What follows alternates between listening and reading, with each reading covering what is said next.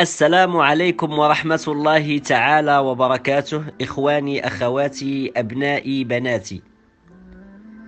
أنا الأعمى محمد العوفيري، بمناسبة ذكرى مولد المصطفى صلى الله عليه وسلم، يسرني ويثلج صدري ويسعدني أن أتقدم بهذه المناسبة الجليلة بقصيدة تهجو إيمانويل ماكرون، هذا الخسيس الذي أراد أن ينال من رسولنا الحبيب، ولكن لن يكون له ذلك. فها أنا ذا اليوم أتقدم إليكم بقصيدة تحت عنوان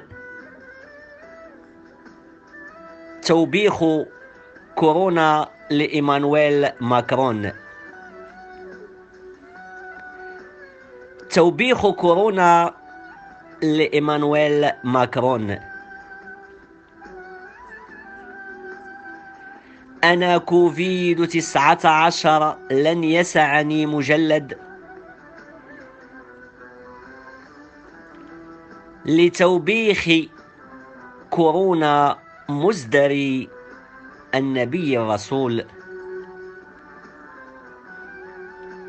صلى الله عليك يا خاتم الأنبياء محمد. لن ينال من نبوءتك مانويل الجهول.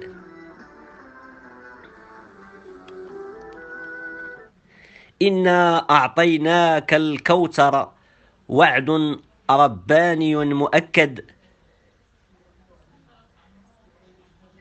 إنك لعلى خلق عظيم تزكية القبول.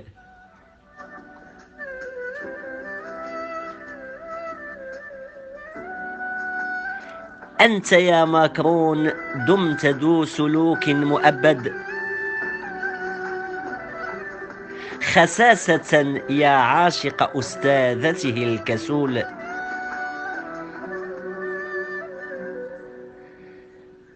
رئاستك أناطت فرنسا تقهقرا مجسد. تبا لك أيها الجاهل الحقود الحمول. نصرة طه الكل لها مجند. تصديا لك ولأمثالك يا إيمانويل، يا إيمانويل، يا إيمانويل الدجول. نظم الشاعر الأعمى محمد العوفيري. وذكرى مباركة سعيدة للجميع من القلب إلى القلب.